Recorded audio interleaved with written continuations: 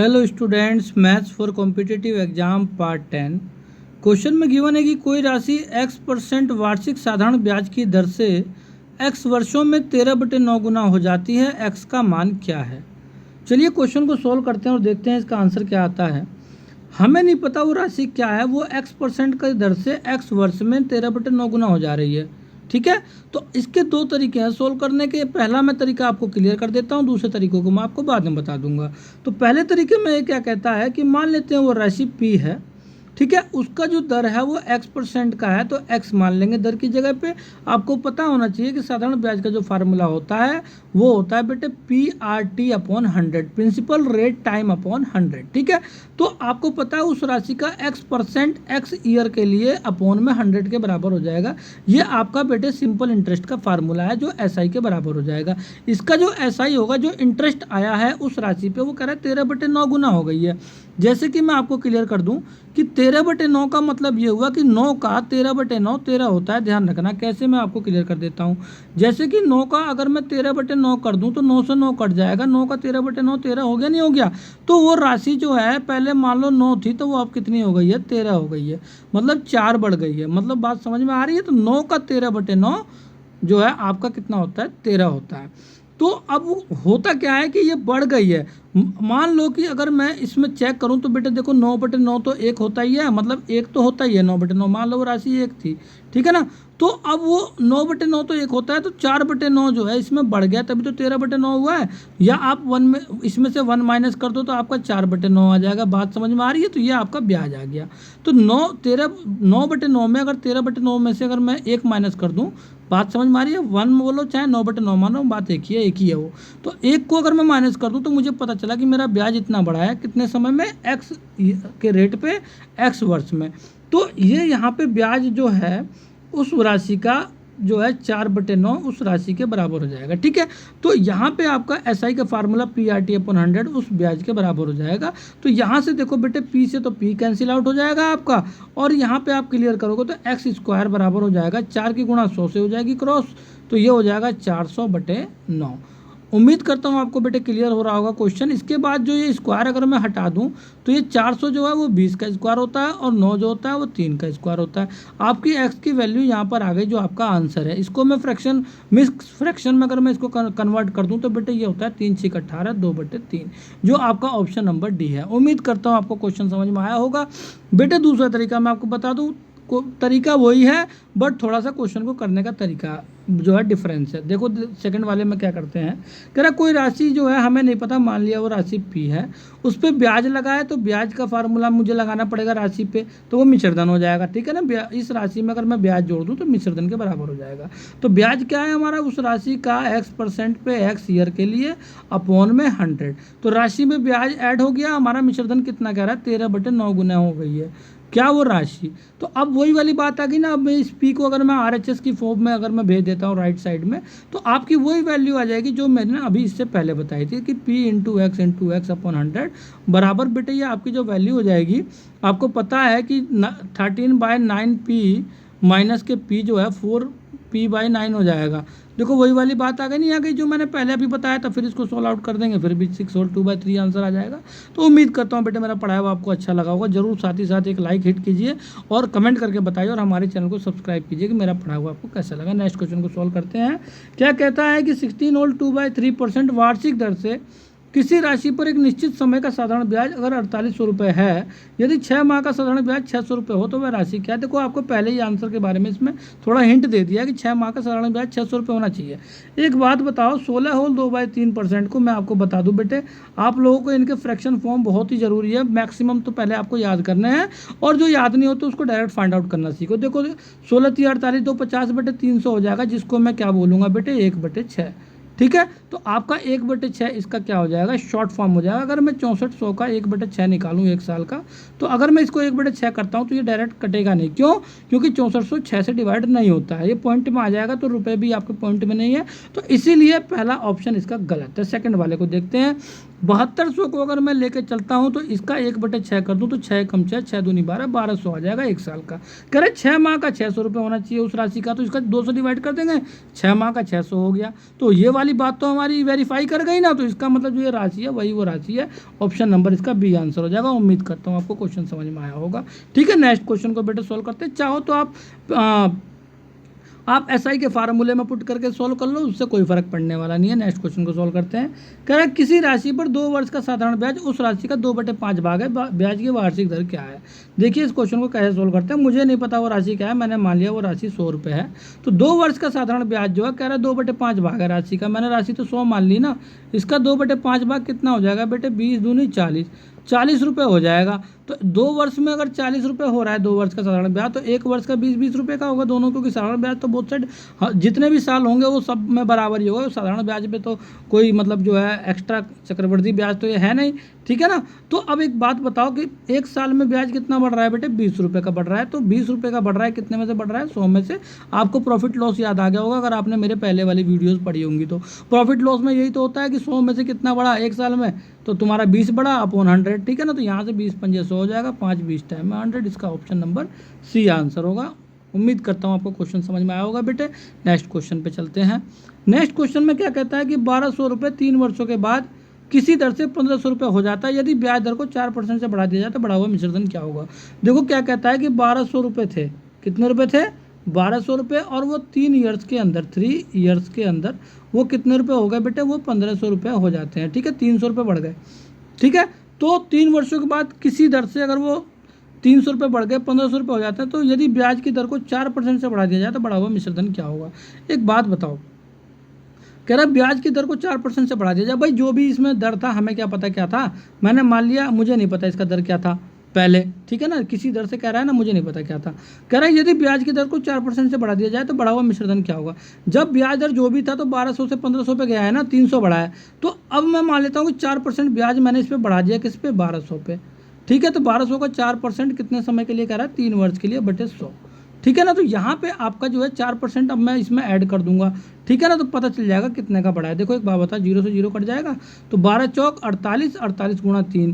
तो यह एक काम करते हैं, 12 की 12 4 3 12, ये 12 12 144 रुपये बढ़ गए। तो इसका मतलब क्या हुआ कि जब इसका मूलधन जो है, जब 1200 रुपये कह रहा है कि 3 वर्षों में 1500 रुपये हो जाता है, तो अब मैंने क्या करा कि जब 4% जब मैंने ब्याज दर को बढ़ाया, तो अब मेरा मूलधन जो है वो कितना हो चुका है, अब 144 जो है ये बढ़ चुका है। ठीक है ना, इसमें रुपए में ब्याज 144 रुपये बढ़ चुके हैं। तो जब मेरे मूलधन में जब 144 रुपये जब ब्याज बढ़ गए हैं, तो मेरे मिश्रधन में 144 भी तो ऐड करना पड़ेगा ना, तो मिश्रधन में भी इतना ही बढ़ जाएगा। तो यहाँ पे मैं 1500 में अगर 144 जोड़ दूँ तो 1644 इसका आंसर हो जाएगा, जिसका ऑप्शन नंबर ए आंसर है। उम्मीद करता हूँ बेटे मेरा पढ़ाया हुआ आपको समझ में आ रहा होगा। बेटे देखो मैं आपको एक बार और क्लियर कर दूँ कि 1200 की जो राशि है वो 3 वर्ष में 1500 रुपये हो जाती है किसी दर से। तो मान लो कोई भी दर थी, वो पहले 1200 रुपये राशि थी। ठीक है, किसी भी दर पे, तो ब्याज दर को अगर 4% से बढ़ा दिया गया, तो वो जो मूलधन है ना, उस पर 4% जब बढ़ेगा तो 144 रुपये बढ़ जाएगा। ठीक है, तो अब मूलधन कितना हो जाएगा, 1344 हो जाएगा। जो भी है, मैं कहने का मतलब ये है कि जो इस पर रेट बढ़ा है ना 144 रुपये का 1200 रुपये पे, ठीक है ना, वो आपका बढ़ा हुआ रेट है। तो वो बढ़ा हुआ रेट जब मूलधन पे वर्क करेगा तो वो मिश्रधन पे भी वर्क करेगा, तो वो उतना ही ज़्यादा जो है आपका मिश्रधन हो जाएगा 1644। उम्मीद करता हूँ आपको क्वेश्चन समझ में आया होगा बेटे। नेक्स्ट क्वेश्चन को बेटे सोल्व करते हैं। कह रहा है कोई राशि साधारण ब्याज की दर से 2.5 वर्ष में 1500 और 4 वर्ष में 1800 रुपये हो जाती है, वार्षिक ब्याज दर क्या है। देखो हमें नहीं पता कोई राशि क्या है, ठीक है ना, इसमें राशि हमें नहीं पता क्या है। कह रहा है कि साधारण ब्याज की दर से 2.5 वर्ष में 1500 और 4 वर्ष में 1800 हो रही है। एक बात बताओ, 2.5 वर्ष को मैं क्या लिख सकता हूँ शॉर्ट फॉर्म में, 2 दूनी 4 और 1 5, 5/2। तो 5/2 ईयर्स में वो 1500 रुपये हो जा रही है। तो अगर मैं मान लो कि ये 5/2 ईयर्स को अगर मैं 1 साल बनाना चाहूँ, ये 5/2 है, ध्यान रखना। अगर मैं 1 साल बनाना चाहूँ तो 1 ईयर्स के लिए क्या करना पड़ेगा, ये 1500 को, ठीक है, मुझे यहाँ पे बेटे 2 तो ऊपर ले जाना पड़ेगा, 5 को नीचे ले जाना पड़ेगा, 5 3 15, ठीक है, 3 दूनी 6, तो ये 600 हो जाएगी। ठीक है ना। तो कहने का मतलब ये है कि 1 सेकंड, नहीं यहाँ से मैं डायरेक्ट नहीं निकाल पाऊंगा, यहाँ से तो प्रॉब्लम हो जाएगी। 1 सेकंड रुक जाओ बेटे। देखो कोई राशि 2.5 वर्ष में 1500 हो गई ना, 1500 रुपये पे हो गई 2.5 वर्ष में, और 4 वर्ष में 1800 हो गई। मैं डायरेक्ट बेटे स्टार्टिंग से नहीं कर सकता इसको, यहाँ प्रॉब्लम है क्योंकि मुझे राशि के बारे में पता नहीं ना वो राशि क्या है, तो वहाँ पर मैं इस रूल को अप्लाई नहीं कर सकता। यहाँ पे मुझे पता चल गया है कि जब 2.5 वर्ष में 1500 है तो 4 वर्ष में 1800 है, तो इसका मतलब 1.5 साल लग गया। कितना साल लग गया, 3/2 ईयर्स। चाहे आप 1/2 बोलो, बात एक ही है, 3/2। तो अगर वो 3/2 ईयर्स के अंदर वो कितना का जो है इसमें इंक्रीमेंट आया है बेटे, 300 का इंक्रीमेंट आया है। कितने का है? 300 का। तो एक ईयर्स में कितने का आ जाएगा बेटे आपको? देखो 2 तो ऊपर चला जाएगा गुणा में 300 के साथ और बटे में 3 आ जाएगा, 3 एकम 3, तो 200 रुपये जो है इंक्रीमेंट हो जाएगा एक साल में। तो अगर एक साल में अगर 200 रुपये इंक्रीमेंट हुआ है तो देखो वो जो राशि थी, मान लो जो भी राशि, मान लो वो एक्स राशि थी जो भी थी, ठीक है, वो एक्स राशि 4 वर्षों में 1800 हो गई है, ठीक है ना, 2.5 वर्षों में 1500 और 4 वर्षों में 1800। तो 4 वर्ष में अगर वो 1800 हुई है तो अगर एक साल में 200 बढ़ रहा है तो 4 वर्ष में कितना बढ़ेगा? 4 से बहुत साइड गुणा कर देंगे तो यहाँ पे आ जाएगा बेटे आपका 800 रुपये। तो इसका मतलब 4 वर्षों में 800 रुपये वो राशि बढ़ी है। तो इसका मतलब ये हुआ कि 4 वर्ष में वो 1800 हो गई ना, तो 1800 में से अगर मैं, ठीक है, अगर मैं 800 माइनस कर दूं तो वो राशि निकल जाएगी स्टार्टिंग वाली, तो 1000 रुपये वो राशि थी। उम्मीद करता हूँ आपको क्लियर हो गया होगा, ठीक है। तो वो राशि जो है वो 1000 रुपये थी, तो ब्याज दर पूछ रहा है, ठीक है ना। तो एक बात बताओ, एक साल में कितना बढ़ रही है राशि? अभी मैंने आपको बताया था कितना बढ़ रही है, एक साल में 200 रुपये बढ़ रही है। यहाँ मैंने अभी आपको फाइंड आउट करके बताया था, ठीक है। 2 की 100 से गुणा कर देंगे, एक साल में 200 बढ़ रही है। तो 200 बढ़ रही है, कितने पे बढ़ रही है बेटे? 1000 पे बढ़ रही है, क्योंकि मैंने मूल राशि निकाल ली, ठीक है, गुणा 100, ठीक है। मूल राशि पे ही आपको चेक करना पड़ता है, ध्यान रखना। तो यहाँ से देखो बेटे 2 जीरो से 2 जीरो कट जाएगा, यहाँ पे 1 जीरो से 1 जीरो कट जाएगा, यहाँ बेटे 20% आ जाएगा। इसका ऑप्शन नंबर बी आंसर है। उम्मीद करता हूँ आपको पढ़ाया हुआ मेरे समझ में आया होगा। नेक्स्ट क्वेश्चन को बेटे सोल्व करते हैं। नेक्स्ट क्वेश्चन में क्या कहता है? कोई राशि किसी निश्चित समय में 8% वार्षिक साधारण ब्याज की दर से 3 गुनी हो जाती है, वह किस दर से उतनी ही समय में 5 गुनी हो जाएगी? वेरी इंपॉर्टेंट क्वेश्चन है, ध्यान रखिएगा। क्या कहता है कि कोई राशि किसी निश्चित समय में 8% वार्षिक साधारण ब्याज की दर से 3 गुनी हो जाती है, ठीक है। तो हमको कोई समय बता रहा है, ठीक है। चलो आगे बढ़ते हैं। वह किस दर से उतने ही समय में 5 गुनी हो जाएगी, ठीक है। तो एक बात बताओ, मान लेते हैं वो राशि x रुपये की है, ठीक है।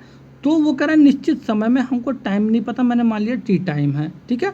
इसके बाद वो 8% की वार्षिक दर है और कोई निश्चित समय में बता रहा है, तो हमें समय का भी नहीं पता। ये आपका ऐसा ही हो गया पहले वाली राशि का, ठीक है। 8% साधारण दर से 3 गुनी हो जाती है। तो 3 गुनी कब होगी? जब उसका साधारण ब्याज उस राशि का 2 गुना होगा। तो राशि तो मैंने x मानी थी, तो साधारण ब्याज उसका 2x के बराबर हो जाएगा। 2 गुना ब्याज हो गया और वो राशि x खुद है ही, तो दोनों को मिला के क्या हो जाएगा? 3 गुना। तो यहाँ से अगर आपको मैं बता दूँ बेटे, तो x से x कैंसिल आउट हो जाएगा, t की वैल्यू हो जाएगी यहाँ से, ये हो जाएगी बेटे 200/8, ठीक है। तो ये हो जाएगा 8 दूनी 16, 8 पंजे 40, 25 ईयर्स जो है आपका टाइम निकल गया। टी की वैल्यू निकली है ना, तो 25 साल में वो राशि क्या हो जाएगी? 3 गुनी हो जाएगी। उम्मीद करता हूँ बेटे आपको क्लियर हो गई होगी, ठीक है। जो भी कोई राशि है वो 25 साल में जो है खुद की क्या कर दी उसने, वो 3 गुनी हो जाती है। तो वो कह रहा है वो किस दर से उतने ही समय में 5 गुनी हो जाएगी। समय कितना है? 25 साल। अब एक बात बताओ, वही राशि तो मुझे पता ही नहीं ना, मैंने मान लिया वो राशि x है, ठीक है। वो कह रहा है कि किस दर से, दर का भी नहीं पता मुझे, मान लीजिए कि r दर से, ठीक है। और वो कह रहा है उतने ही समय में, समय कितना ले रहा है? 25 साल। 25 साल में उतने ही दर से वो राशि 5 गुनी हो जाएगी। तो 5 गुनी कब होगी? जब 4 गुना उसका ब्याज हो जाएगा, तो 4x के बराबर हो जाएगा उस राशि के, ठीक है बेटा। उम्मीद करता हूँ आपको समझ में आया होगा। आपको ब्याज एक का कम रखना है, ठीक है, क्योंकि वो राशि एक खुद यहाँ पे है, ठीक है। तो एक बार बताओ, x कट जाएगा तो आपका यहाँ से r की जो वैल्यू हो जाएगी, देखो 25 चौका 100 हो जाएगा, तो 4 चौक 16 हो जाएगा, r की वैल्यू यहाँ से 16% निकल जाएगा। उम्मीद करता हूँ मेरा पढ़ा हुआ आपको क्लियर हो गया होगा। इसका ऑप्शन नंबर ए आंसर है, 16%, ठीक है बेटे। नेक्स्ट क्वेश्चन को सॉल्व करते हैं। बहुत ही ईजी तरीके से मैं आपको समझा रहा हूँ। अगर मेरी स्पीड ज़्यादा है तो मुझे कमेंट करके बताइए, चाहे मेरे पढ़ाने में कोई प्रॉब्लम हो रही है तो बताइए, ठीक है। नेक्स्ट क्वेश्चन को बेटे सॉल्व करते हैं। कह रहा है किसी निश्चित राशि पर किसी निश्चित दर से किसी निश्चित समय में साधारण ब्याज के रूप में 300 रुपये प्राप्त होते हैं। यदि वह राशि 40% अधिक होती तो उतने ही समय में तथा दर से कितने ब्याज प्राप्त होते। तो ये तो बहुत ही अच्छा क्वेश्चन है, वेरी इंपॉर्टेंट क्वेश्चन लग रहा है मुझे। तो इस क्वेश्चन को सॉल्व करते हैं। देखो, ना तो मुझे राशि का पता, ना मुझे दर का पता, ना ही मुझे समय का पता, और ब्याज में कितने मिल रहे हैं? 300 रुपये मिल रहे हैं। यदि वो राशि 40% अधिक होती तो उतने ही समय तथा उतने ही दर में कितना ब्याज प्राप्त होता।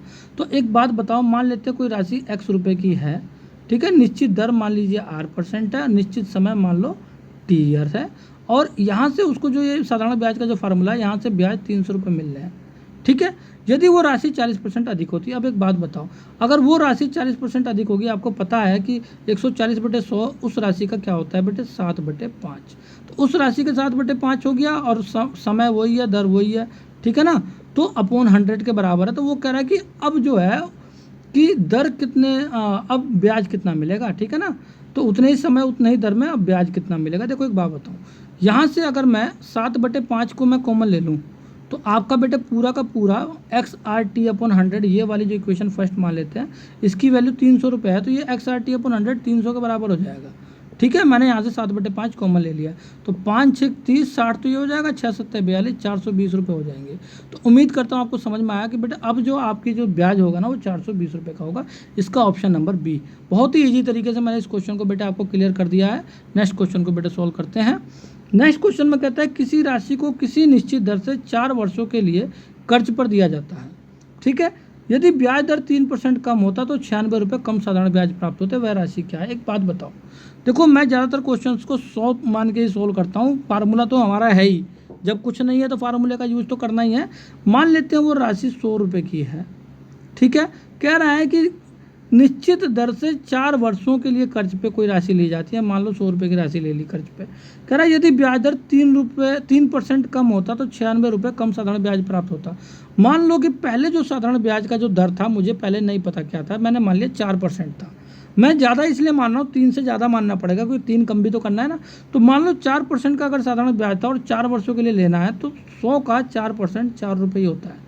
ठीक है, तो 100 मानने में ये इजी हो जाता है कि जितना परसेंट की बात करता है उतने ही रुपये हो जाते हैं। तो 4 वर्ष के लिए 4 रुपये अगर मैं जोड़ूं तो बेटे 16 रुपये का तुम्हें ब्याज मिल जाएगा 4 साल का। कितने रुपये का? 16 रुपये का। तो अब एक बात बताओ, कह रहा अगर 3% ब्याज कम होता तो 4% पे तो 4 रुपये का हो गया। अब 3% कम कर दूं ब्याज तो 1% का ही रह जाएगा। तो 100 पे जो 1% का जो ब्याज होगा वो 1 रुपये का होगा 4 साल का। 4 रुपये का यहाँ से ब्याज आ गया बेटे। तो एक बात बताओ, कह रहा है कि मेरा ब्याज जो है 4% से 1% पे 3% जब मैंने कम किया तो मेरा ब्याज कितना कम है? 12 रुपये कम है। और उसके अब कितना कम है? 96 कम के बराबर हो जाएगा। ठीक है, तो मेरा 12 कम उसके 96 कम के बराबर हो जाएगा। तो कह रहा है वो राशि क्या है? तो मेरी राशि तो 100 रुपये थी ना जो मैंने चेक करी थी, तो उसकी राशि यहाँ से निकल जाएगी। अगर मैं अपने 12 को 100 बना दूँ तो उसका आंसर आ जाएगा। तो देखो 12 7 84, 12 8 96, तो 1 बराबर 8 के आ गया, मेरा 1 रुपया उसके 8 रुपये के बराबर हो गया। तो मेरा तो 100 रुपये की राशि थी, मैंने 100 से बहुत साइड गुना कर दी, तो उसका जो है 800 रुपये राशि आ जाएगी। ठीक है, उम्मीद करता हूँ बेटे मेरा पढ़ाया हुआ आपको क्लियर हो गया होगा। इसका ऑप्शन नंबर बेटे बी आंसर है, 800 रुपये।